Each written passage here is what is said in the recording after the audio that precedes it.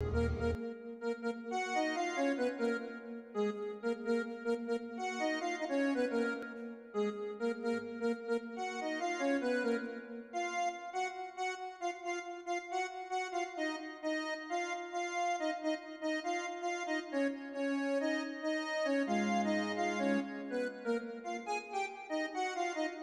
اكتشفت إن هو عنده تأخر ذهني وهو عمر 4 سنوات، وبعدين لما تم 5 سنين ابتديت أقدم له في المدرسة بتاعة الفورير اللي في الظاهر، ودخلها وابتدوا بقى هم ينموا المواهب ديت والأنشطة عنده لغاية ما يعني واحدة واحدة، وقضى فيها 11 سنة اتعلم فيها بقى أكتر حاجة اتعلم فيها اللي هي الأورج، العزف على الأورج.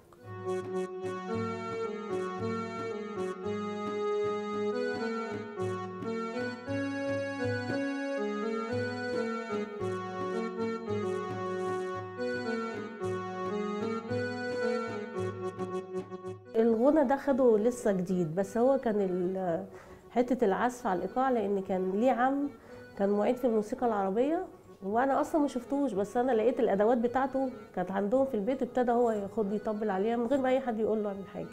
نفسي أطلع مطرب وفنان.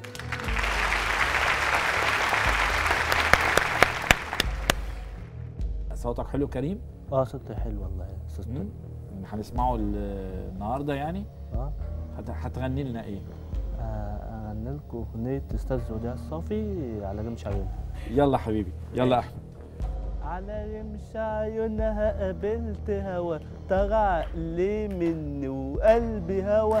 على رمش عيونها قابلت هوا، طغى عقلي مني وقلبي هوا. وانا ياللي كنت طبيب الهوى، والاهل العشق ببيع الدواء. من نظرة لقيتني صارع الهوى، من نظرة لقيتني صارع الهوى.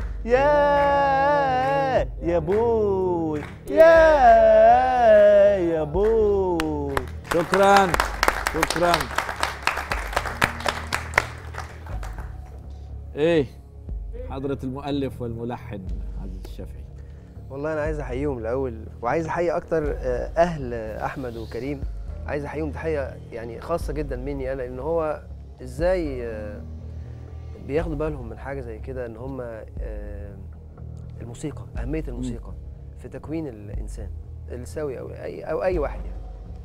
هم على فكره بيعزفوا صح وبيغنوا صح، وحتى كريم ظابط الطبقه بتاعه التوناليتي بتاعه الاغنيه، رغم انها صعبه شويه، التوناليتي مش سهله يعني.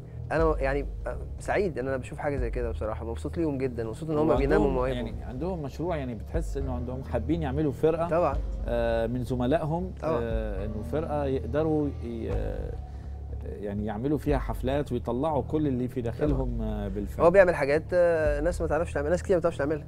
هو قدر ينمي موهبته. حضرتك شاطر في الحساب. انا في الحساب سيبوني في الحسابات، حسابي معاكي بعدين.